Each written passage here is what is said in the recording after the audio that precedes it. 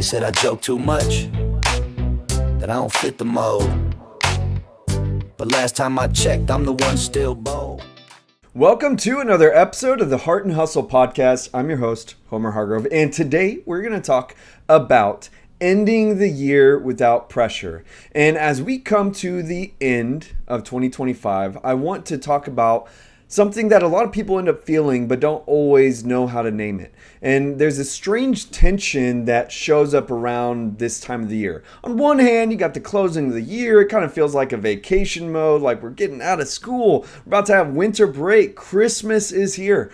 And on the other hand, you're staring down the opening of a new year. And somewhere in the middle of that transition, there's this place where, especially as like a leader, or even just like as you're thinking about your family, maybe within your own business or organization, it's that in-between spot, that anticipation of transition to where you're entering a new year, new expectations, new vision, to where anxiety can quietly take hold. You might start wondering if this year was good enough to close. Can we really put an end on this chapter? And you start to replay moments that you wish had gone differently. You think that about the goals that you might not have hit, plans that didn't pan out the way you expected, or even progress that felt slower than expected.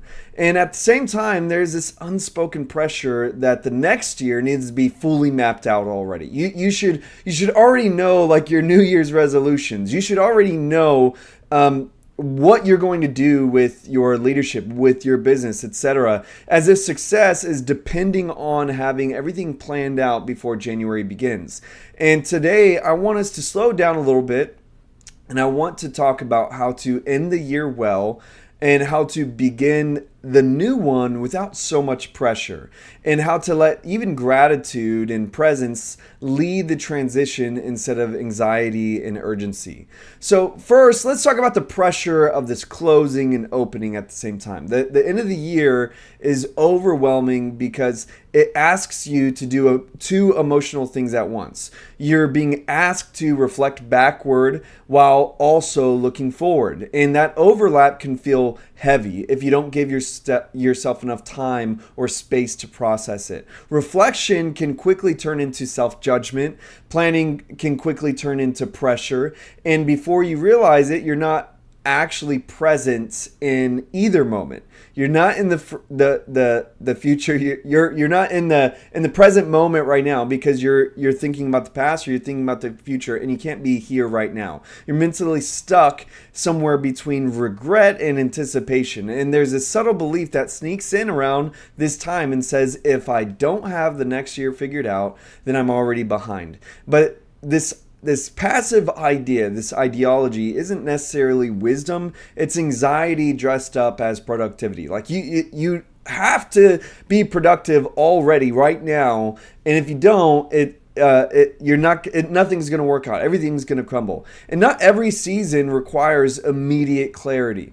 Sometimes what's required is presence. Sometimes what's needed is rest. And sometimes the most faithful thing that you can do at the end of a year is simply acknowledge that you made it through. And I want to be clear that depending on the size of your organization, like, for us to really recognize that where we're at, especially if you're at like the beginning season still. And sometimes the beginning seasons could be several years in. You don't always have to have things mapped out in this vast timeline.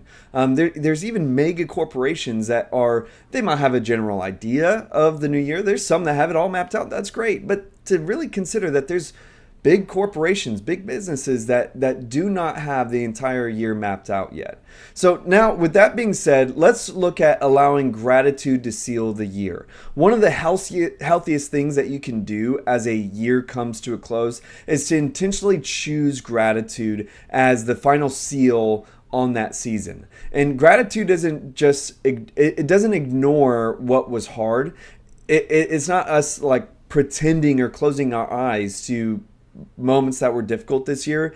It's not pretending that everything went perfectly. It's simply recognizing that progress did happen. Even if it didn't look the way that you expected, you still made progress. Maybe you tried something new, and say didn't go as far as you wanted to, but you still tried something new and perhaps considered the year before. Did you try something new? So you tried something. That's progress. And wins don't always have to be loud in order to be meaningful. Milestones don't have to be this public matter of affairs. Growth doesn't have to be dramatic to be real. Sometimes the win is just surviving, and sometimes the progress was the learning. And sometimes the milestone was staying when you would have quit in a previous season of your life. You made it through. And before rushing into the next year, it's worth asking yourself what actually went right this year. Not in this forced, weird, positive, overly positive thinking way, but just in this honest self-reflection. Where did you show up when it mattered? Where did you grow emotionally? Where did you grow relationally, spiritually, practically, etc.? And where are you not the same person you were 12 months ago? This idea of gratitude, it's not this, woo-woo kind of thinking. It's this idea of letting gratitude ground you and silence that imposter syndrome, silence that anxiety, and let it remind you that this year wasn't wasted. Even if it wasn't perfect, your year was not wasted. Now, let's talk about how you don't have to have the next year all figured out. And I think that it's like this, almost like this hidden ideology that many of us hold, that we think everybody else has it figured out. We think that successful people are entering the new year with a detailed plan, clear goals, a strong sense of direction. And perhaps there are some, but the truth is many meaningful seasons start with very little clarity and a lot of trust. And you don't always have to have this full plan. Sometimes what you need is a theme, maybe a word, a posture, a focus that helps guide your decisions without locking you into this rigid set of expectations. It makes me think back to 2020. I didn't necessarily have this map of what I wanted for the new year, and I just felt in my heart, my spirit, like through prayer, meditation, that I had this decision where I wasn't going to focus on growth. And every year prior, that's like what I was mainly focused on, like growth. We need to do this, we need to do that, we need to do more things. And growth, it just didn't seem like it was the right season at the time. And again, this is before we even knew the pandemic was going on. So it was a perfect direction in the end. Felt really spiritual afterwards. But if I were to have stuck with this idea, like, no, we need to grow and I need to map everything out, I literally consciously chose not to plan certain things. Because trying to do it felt forced, and instead I chose this focus to where instead of growth, I'm going to build relationships. That's going to be my number one goal this year. And that shift changed everything for me in that year. It really helped me to relieve some pressure. It helped me to redirect energy. And ironically, it laid this foundation that later allowed growth to happen in a healthier way. And that's really what we're talking about. Again, this idea I had is just very simple, that this year I'm focusing on X. And it's the power of choosing a theme instead of an exact blueprint. A theme gives you a direction without demanding exact instructions. It's not demanding perfection. It allows you to move forward with intention while still staying flexible. And as you step into a new year, it's okay to ask yourself, what do I want to cultivate? Rather than what do I need to accomplish? And that leads us into the idea of planning in chunks and not feeling the pressure to have everything laid out all at once. When you do feel ready to plan, say in the moment you're like, okay, I think I'm ready to write some things down. It's important to remember that planning doesn't always happen all at once. And one of the fastest ways to overwhelm yourself is to try to map an entire year in detail before it even begins. I think that maybe a more practical approach, even do I say healthier approach, is to think in larger and even gentler chunks. For example, start with this year as a whole, like the theme I just described. So have this year of direction, not in specifics, and then move into semesters maybe. You have a fall semester and a spring semester. And maybe you have two micro goals that are aligned with this main goal. In semester 1, I'm going to focus on this. In semester 2, I'm going to focus on this. And you see how we're kind of breaking it out into these smaller chunks. From there, we could break it out into quarters. The first half of the semester, maybe I'll achieve this goal by fulfilling these little things. And you're breaking it down smaller. What is the goal within the quarter, the goal within the semester, the goal for our year? And eventually you can start breaking it out into months and weeks, and you'll be able to have this focus that develops more naturally as you're not trying to count the grains of sand before you look at the beach. And life doesn't unfold all at once. Your planning shouldn't necessarily be forced to do that either. Clarity often arrives in stages, and energy comes and goes. Throughout the season, we might feel super ready to beat our goal to death and really win this thing, while the other one, it might feel the opposite, like our goals are beating us to death. And circumstances can shift, and when you plan in layers instead of all at once, you give yourself room to adjust without feeling like you're failing. Because at the end of the day, especially when it comes to like a broad perspective of even starting your own business, most small businesses, I don't know if the statistic has changed, but most small businesses fail within 2 years.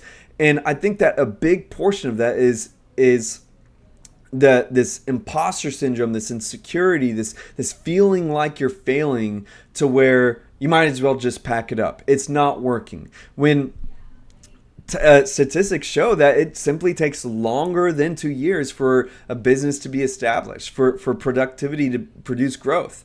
And taking your year one bite at a time doesn't mean that you lack ambition. It means that you respect your capacity. You're recognizing how far and how fast you can run. And it means you understand that sustainable growth is built over time, not rushed into existence. We like the lottery style growth, but sustainable growth is a lot slower than we anticipate.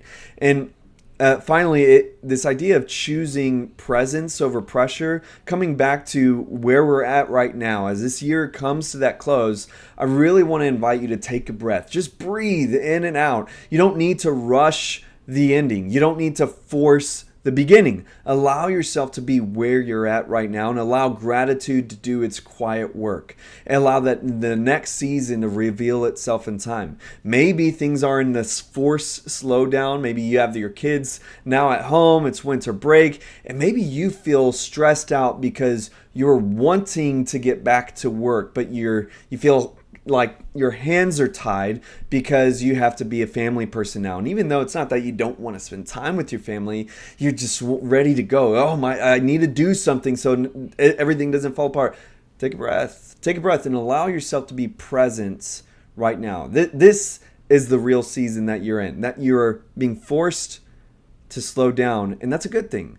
Allow yourself to take that breath, anticipating once they go back to school or once the season shifts, you're going to be fully available to do all the things that you want to do. But don't skip over this moment. Allow yourself to be present. You're not behind, you're not late, and you're not failing because you don't have everything figured out yet, or you're not able to do everything right now. Sometimes the most powerful way to move forward is to simply end well. And that includes with your family time, to recognize what has been, to honor the journey, and to step into what's next with a sense of humility, trust, and patience. So as you're standing at the edge of one year, beginning another, remember you don't need to carry anxiety into the future to prove that you care. Let gratitude be this closing chapter. Let intention, not pressure, shape what comes next. And take this next year one step at a time. One season at a time, one decision at a time. With that being said, I hope that this message was meaningful for you and edifying to your life. Until next time, have a great life. Yeah.